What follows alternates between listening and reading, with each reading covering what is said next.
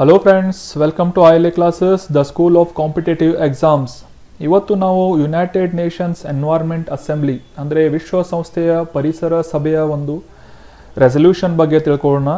Plastic ಮಾಲಿನ್ಯವನ್ನು ಕೊನೆಗೊಳಿಸಲು ನಿರ್ಣಯವನ್ನು ತೆಗೆದುಕೊಳ್ಳಲಾಗಿದೆ. ಸೊ ಇದರ ಕುರಿತಾಗಿ ಚರ್ಚೆ ಮಾಡೋಣ. ಅದಾದ ನಂತರ ಈ ಪ್ಲಾಸ್ಟಿಕ್ನಿಂದ ಮುಕ್ತಿಯನ್ನು ಪಡೆಯಲಿಕ್ಕೆ ಜಾಗತಿಕ ಮಟ್ಟದಲ್ಲಿ ಮತ್ತು ರಾಷ್ಟ್ರೀಯ ಮಟ್ಟದಲ್ಲಿ ಯಾವ ಒಂದು ಕಾರ್ಯಗಳನ್ನು ಕೈಗೊಳ್ಳಲಾಗಿದೆ, ಯಾವ ಯೋಜನೆಗಳನ್ನು ಹಮ್ಮಿಕೊಳ್ಳಲಾಗಿದೆ ಅಂತ ಡಿಸ್ಕಸ್ ಮಾಡೋಣ. ವಿಶ್ವಸಂಸ್ಥೆಯ ಪರಿಸರ ಸಭೆ ಅಥವಾ ಯುನೈಟೆಡ್ ನೇಷನ್ ಎನ್ವೈರ್ಮೆಂಟ್ ಅಸೆಂಬ್ಲಿಯ 5ನೇ ಆವೃತ್ತಿಯ ಅಥವಾ 5ನೇ ಸೆಷನ್ ನೈರೋಬಿಯಿಂದ ಹೋಸ್ಟ್ ಮಾಡಲಾಗಿತ್ತು, ಕೆನ್ಯಾದ ರಾಜಧಾನಿಯಾದ ನೈರೋಬಿಯಿಂದ. ಸೊ ಈ ಒಂದು ವೇಳೆಯಲ್ಲಿ 175 ದೇಶಗಳು ಈ ವಿಶ್ವಸಂಸ್ಥೆಯ ಎನ್ವೈರ್ಮೆಂಟ್ ಅಸೆಂಬ್ಲಿಯಲ್ಲಿ 2024 ವೇಳೆಗೆ ಈ ಒಂದು ಪ್ಲಾಸ್ಟಿಕ್ ಪೊಲ್ಯೂಷನನ್ನು, ಈ ಪ್ಲಾಸ್ಟಿಕ್ ಮಾಲಿನ್ಯವನ್ನು ತಡೆಗಟ್ಟುವ ಒಂದು ಲೀಗಲ್ಲಿ ಬೈಂಡಿಂಗ್ ಅಥವಾ ಕಾನೂನುಬದ್ಧವಾದ ಒಂದು ಒಪ್ಪಂದವನ್ನು ರೂಪಿಸಬೇಕು ಅಂತ ನಿರ್ಧಾರ ಮಾಡಿವೆ. ದ ಹಿಸ್ಟೋರಿಕ್ ರೆಸಲ್ಯೂಷನ್ ಎಂಟೈಟಲ್ಡ್, ಈ ಒಂದು ರೆಸಲ್ಯೂಷನ್ನ ಟೈಟಲ್ ಏನು ಇತ್ತಂದರೆ end plastic pollution towards an internationally legal binding instrument. ಈ ಒಂದು ಲೀಗಲ್ಲಿ ಬೈಂಡಿಂಗ್ ಅಥವಾ ಕಾನೂನುಬದ್ಧವಾದಂತಹ ಅಗ್ರಿಮೆಂಟನ್ನು ಪ್ಲಾಸ್ಟಿಕ್ ಮಾಲಿನ್ಯವನ್ನು ತಡೆಯುವ ಒಂದು ಉದ್ದೇಶದಿಂದ ರೂಪಿಸಬೇಕು ಅನ್ನೋ ಒಂದು ಟೈಟಲನ್ನು ಈ ರೆಸಲ್ಯೂಷನ್ ಹೊಂದಿತ್ತು. ಇನ್ನು ಯುನೈಟೆಡ್ ನೇಷನ್ ಎನ್ವೈರ್ಮೆಂಟ್ ಅಸೆಂಬ್ಲಿ ಬಗ್ಗೆ ತಿಳ್ಕೊಳ್ಳೋದಾದರೆ, ಇದು 2012 ಜೂನ್ನಲ್ಲಿ ಪ್ರಾರಂಭ ಆಗಿತ್ತು. When world leaders called United Nation environment to be strengthened and upgraded during the United Nations Conference on Sustainable Development, also referred to as Rio+20. 1992 ಒಂದು ರಿಯೋ ಸಮಿಟ್ ಆದಮೇಲೆ 20 ವರ್ಷಗಳ ನಂತರ 2012ರಲ್ಲಿ ಈ ಒಂದು ಸಸ್ಟೈನೇಬಲ್ ಡೆವಲಪ್ಮೆಂಟ್ನ ಒಂದು ಕಾನ್ಫರೆನ್ಸ್ ನಡೆದಿತ್ತು 2012 ಜೂನ್ನಲ್ಲಿ. ಸೊ ಆ ಒಂದು ಸಂದರ್ಭದಲ್ಲಿ ಯುನೈಟೆಡ್ ನೇಷನ್ಸ್ ಎನ್ವೈರ್ಮೆಂಟ್ ಅಸೆಂಬ್ಲಿಯನ್ನು ಸ್ಥಾಪನೆ ಮಾಡಲಾಗಿತ್ತು. It is world's highest level decision making body on environment. ಈ ಒಂದು ಪರಿಸರ ಸಂರಕ್ಷಣೆಗೆ ಸಂಬಂಧಪಟ್ಟಂಥ ವಿಷಯದಲ್ಲಿ ಜಗತ್ತಿನ ಅತ್ಯಂತ ದೊಡ್ಡದಾದಂತಹ ಒಂದು ನಿರ್ಣಯವನ್ನು ಮಾಡುವಂತಹ ಅಂಗ ಈ ಯುನೈಟೆಡ್ ನೇಷನ್ ಎನ್ವೈರ್ಮೆಂಟ್ ಅಸೆಂಬ್ಲಿ ಆಗಿದೆ.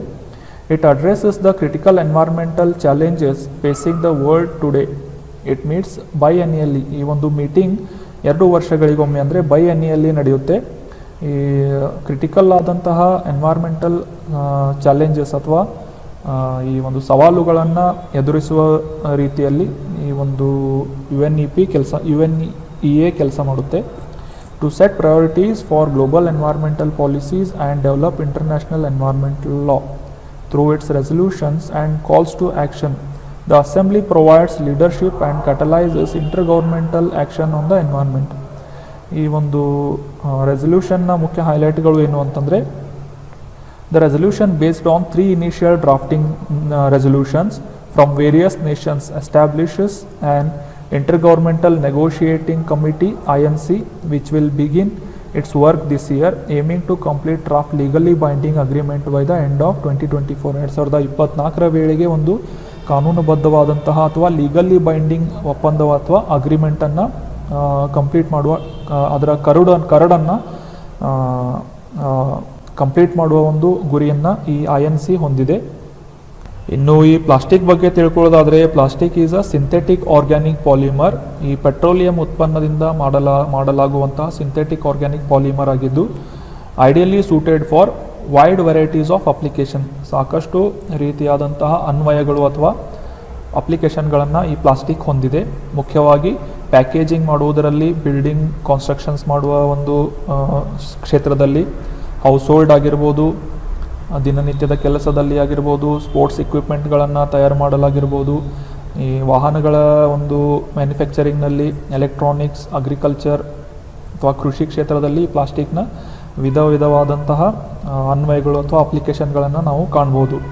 ಈ ಪ್ಲಾಸ್ಟಿಕ್ಕನ್ನು ಉಪಯೋಗಿಸುವುದು ಚೀಪ್ ಮತ್ತು ಲೈಟ್ ವೇಟ್ ಆಗಿದ್ದು, ಇದು ಸಾಕಷ್ಟು ಸ್ಟ್ರಾಂಗ್ ಆದಂತಹ ಒಂದು ಪ್ರಾಪರ್ಟಿಗಳನ್ನು ಹೊಂದಿದೆ. ಇಟ್ ಈಸ್ ಆಲ್ಸೋ ಮಲ್ಲಿಯೇಬಲ್ ಅಂತಂದರೆ ಇದನ್ನು ಈ ಪ್ಲಾಸ್ಟಿಕ್ಕನ್ನು ಅತ್ಯಂತ ಸರಳವಾಗಿ ಒಂದು ಕುಟ್ಟಿ ಅಥವಾ ಒಂದು ಹೀಟ್ ಮಾಡಿ ಇದನ್ನು ಬೇರೆ ಬೇರೆ ರೀತಿಯಾದಂತಹ ಶೇಪ್ಗಳಿಗೆ ಈ ಒಂದು ಪ್ಲಾಸ್ಟಿಕ್ಕನ್ನು ಮೌಲ್ಡ್ ಮಾಡಬಹುದು. Over 300 million tons of plastics R produced every year. ಪ್ರತಿ ವರ್ಷ ಸುಮಾರು 300 ಮಿಲಿಯನ್ ಟನ್ಗಳಷ್ಟು ಪ್ಲಾಸ್ಟಿಕ್ಕನ್ನು ಪ್ರೊಡ್ಯೂಸ್ ಮಾಡಲಾಗುತ್ತೆ. ಈ ಪ್ಲಾಸ್ಟಿಕ್ ಪೊಲ್ಯೂಷನ್ನ ಸೋರ್ಸ್ಗಳು ಏನು ಅಂತಂತಂದರೆ, the main sources of marine plastic are land based from urban and storm runoff. ಈ ಚಂಡಮಾರುತಗಳು ಬೀಸಿದಾಗ ಮತ್ತು ಈ ನಗರಗಳಿಂದ ಈ ಸಿವರ್ ಓವರ್ಫ್ಲೋ ಆದಾಗ ಬೀಚ್ ವಿಸಿಟರ್ಗಳಿಂದಾಗಿರಬಹುದು, ಆ್ಯಂಡ್ ವೇಸ್ಟ್ ಡಿಸ್ಪೋಸಲ್ ಆ್ಯಂಡ್ ಮ್ಯಾನೇಜ್ಮೆಂಟ್ನಿಂದ, ಇಂಡಸ್ಟ್ರಿಯಲ್ ಆ್ಯಕ್ಟಿವಿಟೀಸ್ಗಳಿಂದ ಅಥವಾ ಕೈಗಾರಿಕೋದ್ಯಮಗಳ ಒಂದು ಚಟುವಟಿಕೆಗಳಿಂದ, ಮತ್ತು ಈ ಕಾನ್ಸ್ಟ್ರಕ್ಷನ್ ಆಗಿರ್ಬೋದು, ಇಲ್ಲಿಗಲ್ ಡಂಪಿಂಗ್ ಆಗಿರ್ಬೋದು, ಈ ವಿಧವಾದಂತಹ ಒಂದು ಮೂಲಗಳಿಂದ ಈ ಮರೀನ್ ಪ್ಲಾಸ್ಟಿಕ್ಕನ್ನು ನಾವು ಅಥವಾ ಪೊಲ್ಯೂಷನನ್ನು ಕಾಣಬಹುದಾಗಿದೆ. Ocean based plastic originates mainly from fishing industries, nautical activities and aquaculture. ಈ ಒಂದು 3 ಕ್ಷೇತ್ರಗಳಲ್ಲಿ ನಡೆಯುವಂತಹ ಆ್ಯಕ್ಟಿವಿಟೀಸ್ ಅಥವಾ ಚಟುವಟಿಕೆಗಳಿಂದ ಓಷಿಯನ್ ಬೇಸ್ಡ್ ಪ್ಲಾಸ್ಟಿಕ್ ಒರಿಜಿನೇಟ್ ಆಗುತ್ತೆ. Under the influence of solar, UV radiation, wind current and other natural factors, plastic fragments into small particles termed microplastics, plastic smaller than 5 mm. 5 mm ಗಿಂತ ಕಡಿಮೆ ಆದಂತಹ ಒಂದು ಪ್ಲಾಸ್ಟಿಕ್ಗಳನ್ನು ಮೈಕ್ರೋಪ್ಲಾಸ್ಟಿಕ್ ಅಂತ ಕರೀತಾರೆ. ಮತ್ತು 100 ನ್ಯಾನೋಮೀಟರ್ಗಿಂತ ಕಡಿಮೆ ಸೈಜ್ನ ಒಂದು ಪ್ಲಾಸ್ಟಿಕ್ಕನ್ನು ನ್ಯಾನೋ ಪ್ಲಾಸ್ಟಿಕ್ ಅಂತ ಕರೀತಾರೆ. ಈ ಒಂದು ಸಾಕಷ್ಟು ರೀತಿಯಾದಂಥ ಫ್ಯಾಕ್ಟರ್ಗಳು ಅಂತಂದರೆ ಪ್ಲಾಸ್ಟಿಕ್ನ ಪುಡಿ ಆಗುವುದಾಗಿರ್ಬೋದು, ಸಣ್ಣ ಪಾರ್ಟಿಕಲ್ಗಳಿಂದ ಈ ಒಂದು ಮೈಕ್ರೋಪ್ಲಾಸ್ಟಿಕ್ಗಳು ಉತ್ಪತ್ತಿಯಾಗುತ್ತವೆ. ಇನ್ನು ಈ ಪ್ಲಾಸ್ಟಿಕ್ ಪೊಲ್ಯೂಷನನ್ನು ಟ್ಯಾಕಲ್ ಮಾಡುವ ದೃಷ್ಟಿಯಲ್ಲಿ ಅಥವಾ ನಿಟ್ಟಿನಲ್ಲಿ ಜಗತ್ತಿನ ಒಂದು ಎಫರ್ಟ್ ಏನು ಅಂತಂದರೆ, the legal efforts have been made at the international and national levels to address marine pollution. ಅದರಲ್ಲಿ ಮುಖ್ಯವಾಗಿ 1972 convention on prevention of marine pollution by dumping waste and other matter. ಈ ಒಂದು ಲಂಡನ್ ಕನ್ವೆನ್ಷನ್ ಅಂತ ಕೂಡ ಕರೀತಾರೆ ಇದನ್ನ. 1972 ಈ ಒಂದು ಕನ್ವೆನ್ಷನ್ ಜಾರಿಗೊಂಡಿತ್ತು. ಅದಾದ ನಂತರ 1996 ಒಂದು ಪ್ರೋಟೋಕಾಲ್ ಅಥವಾ ಲಂಡನ್ ಕನ್ವೆನ್ಷನ್ನ ಸಪೋರ್ಟಿಂಗ್ ಅಥವಾ ಪೂರಕವಾದಂತಹ ಈ ಒಂದು ಪ್ರೋಟೋಕಾಲನ್ನು ಕೂಡ ಕೈಗೊಳ್ಳಲಾಗಿತ್ತು. ಅದಾದ ನಂತರ 1978 the protocol to international convention for prevention of pollution from ships, ಇದನ್ನು ಮಾರ್ಪೋಲ್ ಅಂತ ಕೂಡ ಕರೀತಾರೆ ಅಥವಾ ಮರಿಟೈಮ್ ಪೊಲ್ಯೂಷನ್ ಅಂತ ಕರೀತಾರೆ. The United Nations environment programme considers plastic marine debris and its ability to transport harmful substances as one of the main emerging issues affecting the environment. ಈ United Nation environment programme ನಮಗೆ ಎಲ್ಲ ಗೊತ್ತಿದೆ. ಇದರ ಪ್ರಕಾರ marine ಪ್ಲಾಸ್ಟಿಕ್ಕನ್ನು ಸಾಕಷ್ಟು harmful ಆದಂತಹ ಒಂದು substance ಅಂತ ಕನ್ಸಿಡರ್ ಮಾಡಲಾಗುತ್ತೆ. ಆಟ್ ದ 2015 G7 ಸಮ್ಮಿಟ್ ಇನ್ ಬಾವರಿಯಾ, ಜರ್ಮನಿಯ ಬಾವರಿಯಾದಲ್ಲಿ ನಡೆದಂತಹ ಈ G7 ಶೃಂಗಸಭೆಯಲ್ಲಿ 2015 the risk of microplastics were acknowledged in the leaders declaration. ಈ ಒಂದು ಡಿಕ್ಲರೇಷನ್ ಮಾಡಲಾಗಿತ್ತು. ಆ ಒಂದು ಸಂದರ್ಭದಲ್ಲಿ ಈ ಮೈಕ್ರೋಪ್ಲಾಸ್ಟಿಕ್ಗಳ ಒಂದು ಹಾರ್ಮ್ಫುಲ್ ಅಥವಾ ಪ್ರತಿಕೂಲವಾದಂತಹ ಪರಿಣಾಮಗಳನ್ನು ಹೈಲೈಟ್ ಮಾಡಲಾಗಿತ್ತು. ಅದಾದ ನಂತರ ಜಿಯೋಲಿಟರ್ ಪಾರ್ಟ್ನರ್ಶಿಪ್, GLP ಅಂತ ಕೂಡ ಕರೀತಾರೆ.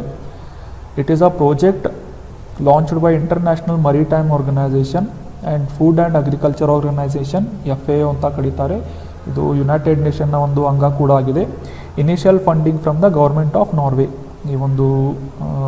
ಈ ಒಂದು ಪಾರ್ಟ್ನರ್ಶಿಪ್ನಲ್ಲಿ ನಾರ್ವೆ ಸರ್ಕಾರ ಕೂಡ ಭಾಗವಹಿಸಿತ್ತು ಅದರ ಫಂಡಿಂಗ್ನಲ್ಲಿ. ಕ್ಲೀನ್ ಸಿ ಕ್ಯಾಂಪೇನ್, ಅದಾದ ನಂತರ ಕ್ಲೀನ್ ಸಿ ಕ್ಯಾಂಪೇನ್ ಬಗ್ಗೆ ತಿಳ್ಕೊಳ್ಳೋದಾದರೆ 2017 ಈ ಕ್ಯಾಂಪೇನ್ ಸ್ಟಾರ್ಟ್ ಮಾಡಲಾಗಿತ್ತು. ಈ ಒಂದು ಸಮುದ್ರಗಳನ್ನು ಸ್ವಚ್ಛ ಮಾಡುವ ದೃಷ್ಟಿಯಿಂದ ಯುನೈಟೆಡ್ ನೇಷನ್ ಎನ್ವೈರ್ನ್ಮೆಂಟ್ ಪ್ರೋಗ್ರಾಮ್ನಿಂದ ಈ ಒಂದು ಕ್ಯಾಂಪೇನನ್ನು ಸ್ಟಾರ್ಟ್ ಮಾಡಲಾಗಿತ್ತು. ಇದರ ಒಂದು ಮುಖ್ಯ ಉದ್ದೇಶ ಏನು ಅಂತಂದರೆ, the goal was to galvanise a global movement to turn the tide on plastic by reducing the use of unnecessary, avoidable and problematic plastics, including single-use plastics, and phasing out internationally added microplastic.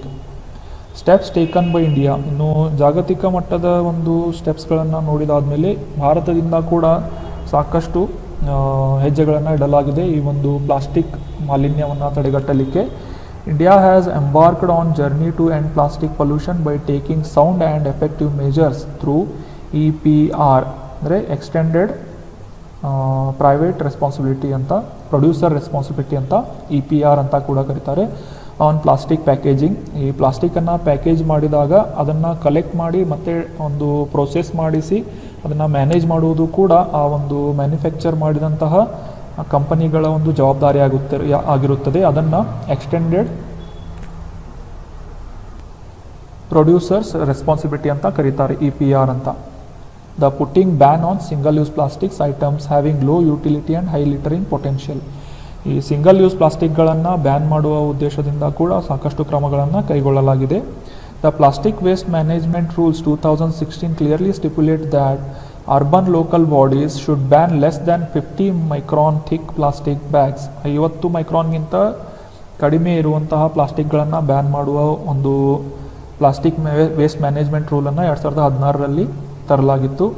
And not allow usage of recycled plastic for packaging food, beverages or any other ಈಟೇಬಲ್ಸ್.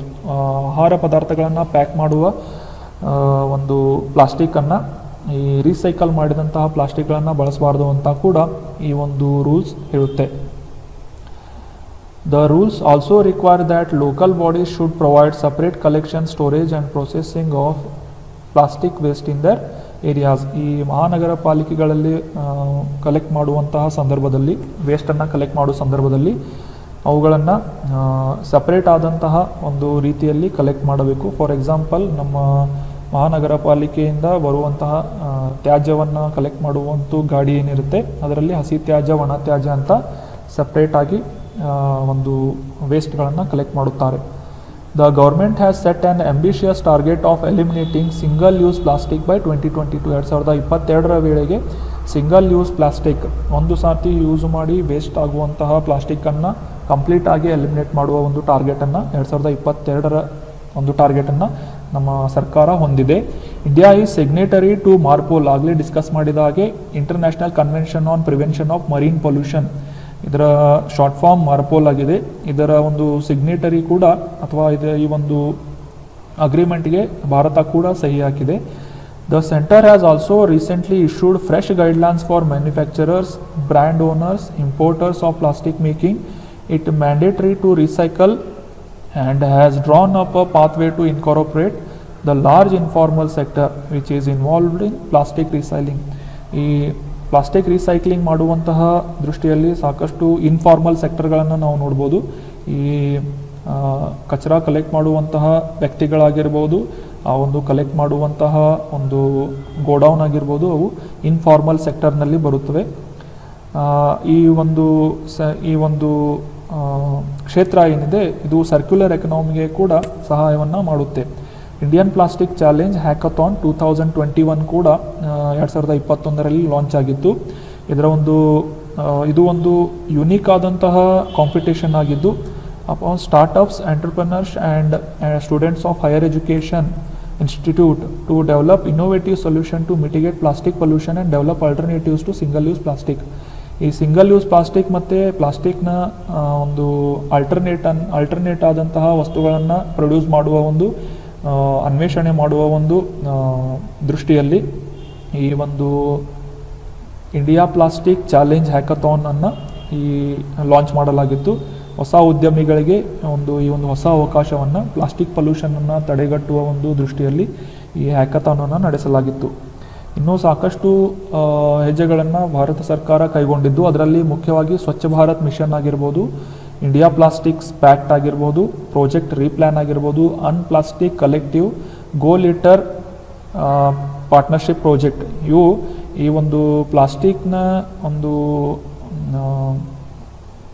ಪ್ರತಿಕೂಲವಾದಂತಹ ಪರಿಣಾಮಗಳನ್ನು ತಡೆದು ಈ single use ಪ್ಲಾಸ್ಟಿಕ್ಕನ್ನು ban ಮಾಡುವ ಉದ್ದೇಶದಿಂದ ಈ ಸ್ಟೆಪ್ಸ್ಗಳನ್ನು ಅಥವಾ ಈ ಯೋಜನೆಗಳನ್ನು ಕೈಗೊಳ್ಳಲಾಗಿತ್ತು.